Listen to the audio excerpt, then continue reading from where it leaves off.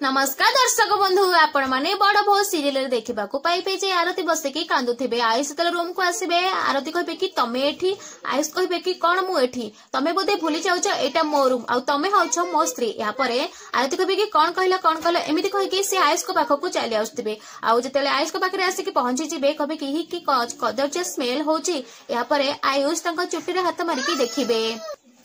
यहाँ पर आयुष कहबे कि मु जानी तम पाखक आसला माने किछि ना किछि झमेला हबो आ मो मुंड बिंधिबो सेति पई मु आगरु तेल मारिकी आसी जाइछि आ एते गफनी जाओ स्त्री माने जेमिति काम करନ୍ତି सेमिति करबो मो पई जाओ खाइबा नै के आसीबो आ या परे मो पादरे तेल मालिश कर देबो तापरे मो ड्रेस गुडा सब पड़छि सब जाई सफा कर देबो।